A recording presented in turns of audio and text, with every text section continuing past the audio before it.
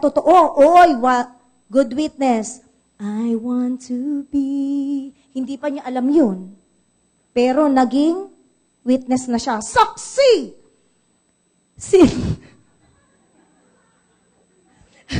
Isa na siyang saksi. Sabi mo, saksi. Ako ay isang saksi. Sige, sabihin mo, ako ay isang saksi. Yung feeling convinced ka naman, parang nanloloko ka lang. Ako ay isang saksi. Totoo yun. Wherever you go, you are a witness. Amen. So, John 4 verse 39 to 42. At marami sa mga Samaritano sa bayang yaon ang sa kanya'y nagsisampalataya dahil sa salita ng babae na nagpatotoo. Sinabi niya sa akin ang lahat ng mga bagay na aking ginawa. Kaya nang sa kanya'y magsidating ang mga Samaritano, it was the woman saying to the other Samaritans, Huy, mga kapitbahay, halika kayo dito, merong lalaki, sinabi niya sa akin lahat ng aking ginawa. Kaya't nang sa kanya'y magsidating ang mga Samaritano, at sa kanya'y ipinamanhik nila na matira sa kanila. At siya'y natira roong 2 araw. At lalo pang marami ang mga nagsisampalataya sa kanya dahil sa kanyang salita. At sinabi nila sa babae, ngayon nagsisisampalataya kami, hindi dahil sa iyong pananalita, sapagkat kami rin ang nakarinig at nalalaman namin ito nga ang tagapagligtas ng sanlibutan. Amen? Amen? So, perfect timing. No? Perfect words. So, sinabi ng mga ibang Samaritano, naniwala na sila ngayon because they heard Jesus Himself. Ang tanong ko, kapag ba ikaw ay nagsasalita, naniniwala ba sila? O gumaganto? Ha? Pag sinasabi mo bang Kristiyano ka, sinasabi ba nila, ay gusto ko rin yan. Kung gano'n, okay. Thumbs up. Pero kung ganito, okay.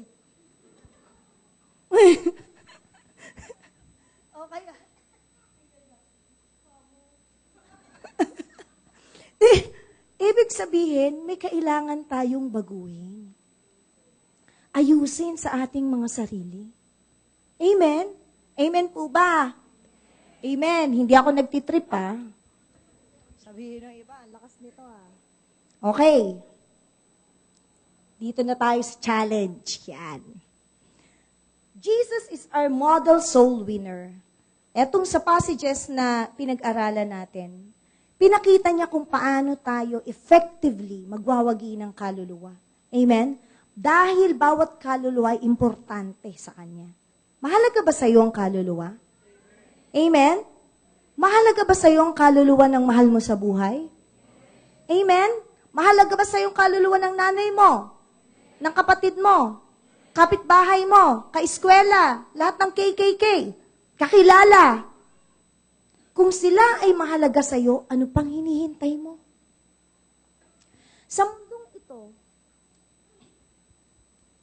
Sa mundong ito na napakadilim na ating ginagalawan, marami ang naghihirap, maraming may sakit, maraming hopeless. Pero, merong malaking challenge sa atin. Lalo na dun sa karamihan sa atin na pinaggalingan nating relihiyon. Bakit? Kasi meron lang kakadating na nagpakita din sa kanila ng compassion. Nagpakita sa kanila ng pag-ibig. Diba? Kilala nyo ba yun? Sabi ng iba, sino? Si ano?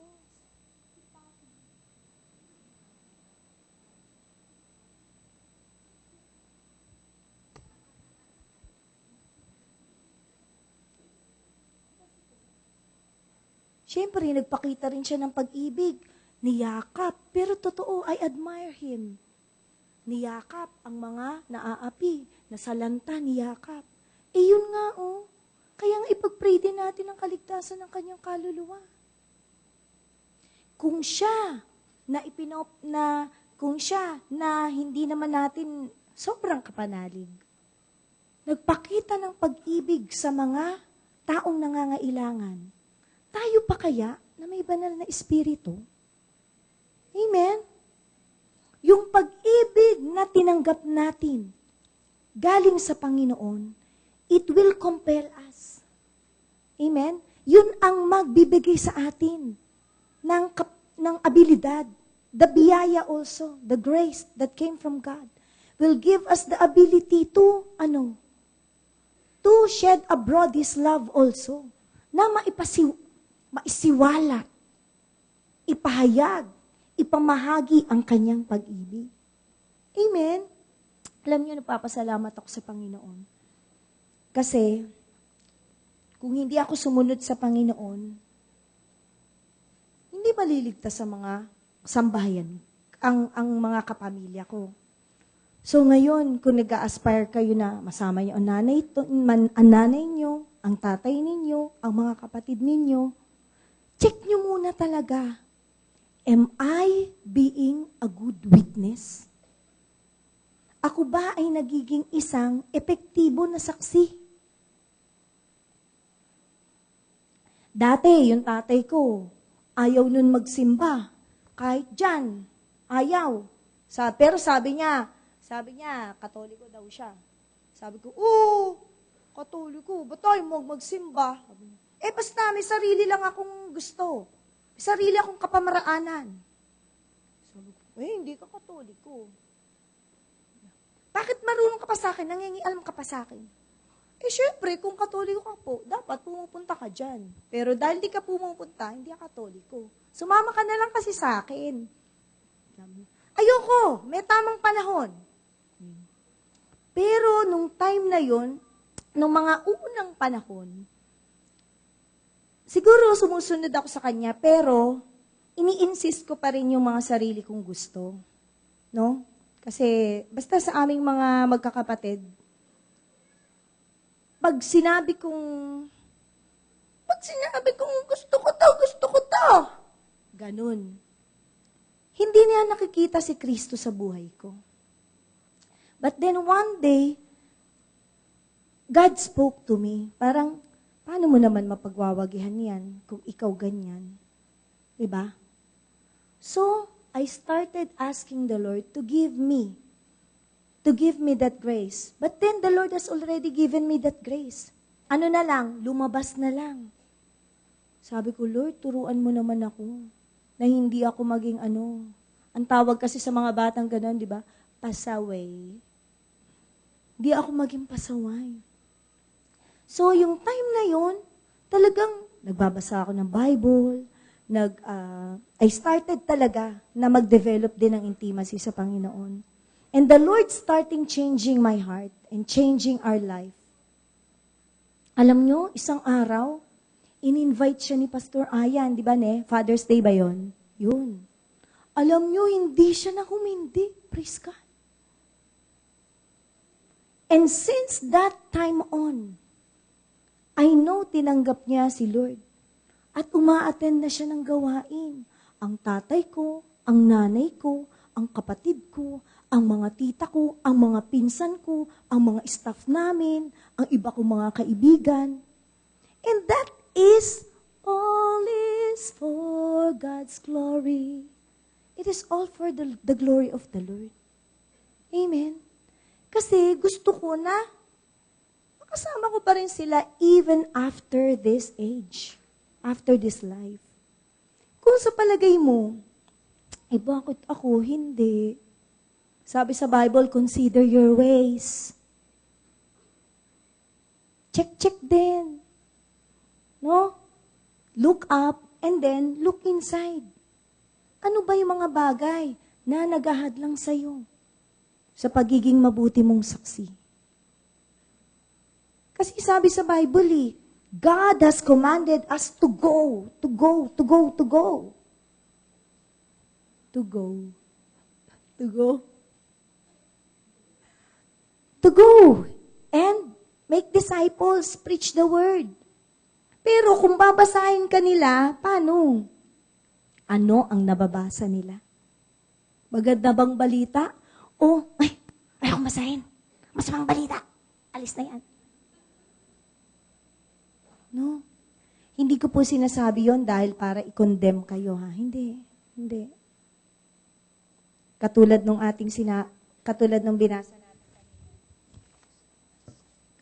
binasa natin kanina sa Proverbs 28:13. Siyang nagtatakip ng kanyang mga pagsalangsang ay hindi giginhawa. Ngunit ang nagpapahayag at nagiiwan ng mga yaon ay nagtatamo ng kaawaan. Bilang mga Kristiyano, ang daladala natin ay pangalan ni Kristo. Wherever we go, wherever we go. Amen? Wherever we go. Napakaganda nung patotoo nung isang kapatid nung last week ba yun o last week. Ayaw niyang madungisan ang pangalan ng Panginoon. Amen? Kasi whatever we commit to other people, hinahawakan niya yung ating salita. Lalo na kung nalaman nila, ay, Kristiyano yun. No, kanino ng apelido? Kay Kristo na agad. So tayo ngayong mga kapatid, we have been mandated to share the word, to preach His word. Amen? Pero, i-consider din natin yung ating sarili. Jesus gave a beautiful, a successful, an excellent, perfect witness.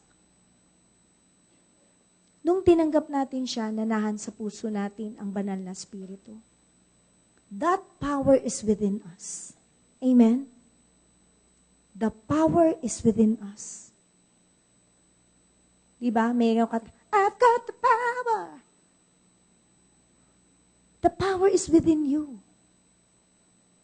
Pero kahit may kapangyarihan ka pa na ganun, kung nakikita mo na merong alingas-ngas,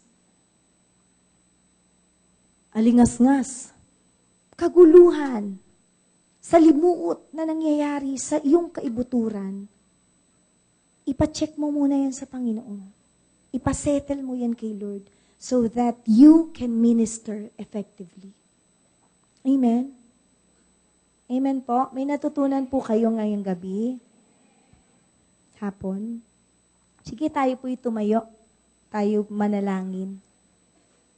Hallelujah.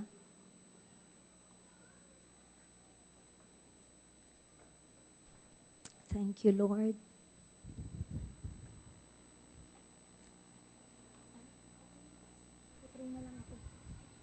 Oh, hallelujah.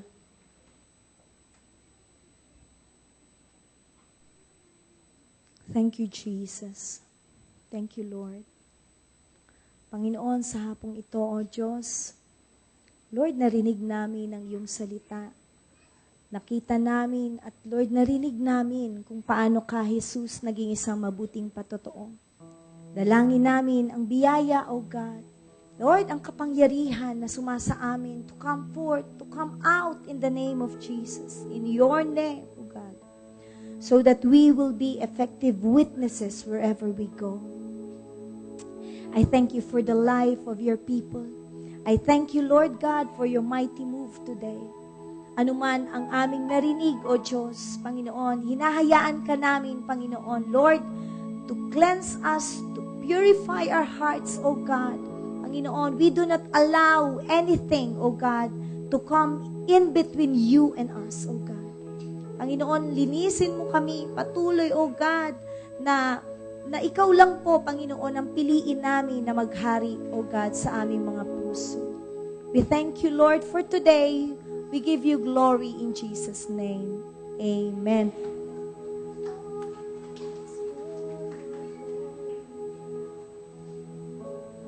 Thank you, Lord. Meron sana akong gustong sa puso kong kata. And all is for your glory,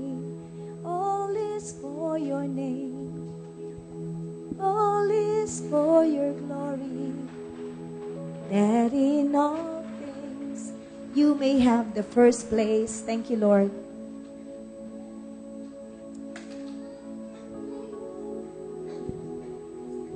Praise God. Marami po tayong natutunan ngayong hapon na to, di po ba? Ayan, ano po ba yung mga natutunan natin? Mga estratehiya po kung paano po magwawagi ng mga kaluluwa, di po ba? Ayan, dapat po katulad po tayo nung binanggit kanina ni Suntobi Pastor Tina, na yung Samaritana na nagpagamit sa Panginoon at naging magandang witness, di po ba? Ayan. Sa pagbibigay po natin, dalawang pong resultant ang naibibigay nating magandang bagay dito. Una po, pag nagbigay po tayo, ay babalik po ng mas marami yung binigay natin, pinagpapala pa po tayo, di po ba? Pero ang pinakamaganda pong purpose nun ay nakakatulong po tayo dun sa mga gusto natin paggawagian ng mga tao, di po ba? Yung po na, kailangan po natin din ng resources para po tayo ay magwagi ng mga kaluluwa, di po ba? Ayan, ngayon po, gusto po natin makatulong sa pagwawagi ng mga kaluluwa, pwede po tayong magbigay. Ayan, magbigay na po tayo.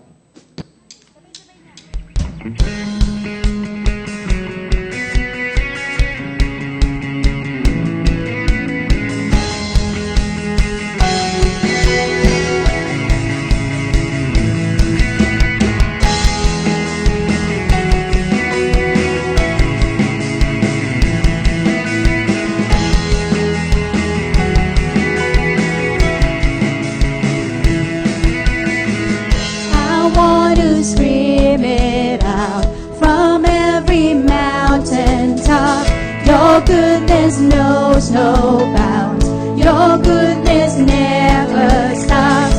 Your mercy follows me.